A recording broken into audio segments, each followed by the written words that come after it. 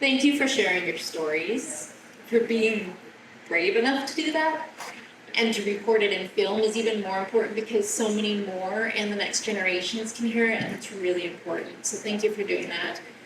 My name's Kate, and I'm from Mississauga First Nation up north. And I'm here because we created a film because we've taken the old ways of storytelling, mixed it with media to flip the story about liver health. So we can talk about it in relation to hepatitis C because it's so connected to all of the current impacts in our lives with opioid crisis. So my question is, how can we bring these healing ways into the conversation in health in a better way to have a better impact in our next 7 generations? How can I, as a nurse and as now a filmmaker, how can I make impactful healing stories? How can we reach our young people? Do you have some words for us as media people that might be able to make stories that can continue on longer than we are here?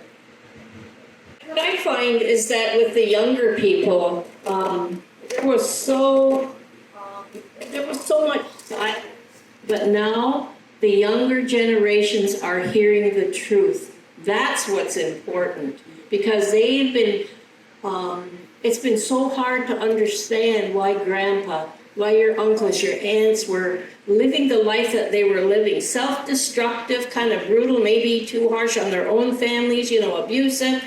Now, you need to hear from the survivors to say, here's what we lived through. And that's what I was trying to say there. We don't ever want to try pass it on to anybody, but you do in a way. And so we weren't trying to be hurtful. It's just that you're still dealing with all that trauma. And that was one of the hardest things, is that most of us went through a whole lifetime carrying that trauma. And I think that's what the younger generations are now seeing, is that there needs to stop the silence. When there's abuse, we have to deal with it. I don't care, if it's sexual abuse, physical, any kind of abuse, we have to start talking about it, because I still see it ongoing in our community, is that it's generational. You can see certain things happening still, and that's what I find very harmful, and it scares the heck out of me for the generations to come. We have to stop it somewhere.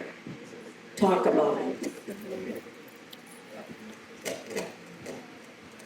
I think part of your question is that we need to have those stories written down.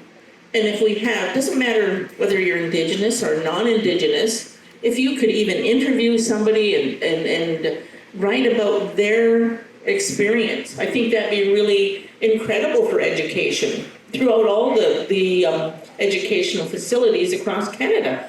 I've done interviews with our presentation to a kindergarten class. And how do you do that? Well, you relate to them as little people. How would you feel if you couldn't go home tonight? And they would be sad. You're not going to see mom and dad tonight. And give them that little bit. You don't want to frighten them, but you want them to realize that there was things that happened to other little kids. And you go through the various stages of education, grade levels. And I think that's where people really need to start writing, or even doing videos, like short videos. I know that the Woodland Cultural Center, they do little videos. They interview people, not just us, but anybody who's willing to share their stories. And there's more that are sharing their stories. So that's important, that those kind of stories go out across Canada to anybody who wants to really learn what happened, and be able to relate to that, not just, look at those, there's a lot of, I shouldn't say there's a lot, there's some, but over the generations, you see the dysfunction in the communities, Native communities, and I don't think everybody realizes that, what has happened to this community. They're just drunken Indians, or they're, whatever. And that to me has to change. And they won't do that until they've actually heard firsthand accounts. And that's through writing and little videos and getting it out there. I think that there's a lot of responsibility on survivors, you know, but I think one of the bigger parts of this is what happened that residential schools were set up in the first place.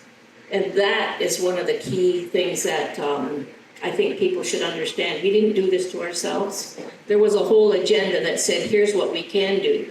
We can get rid of Native people by doing this. And so there has to always be that awareness and eyes on the officials that have the power to actually go out there and target children.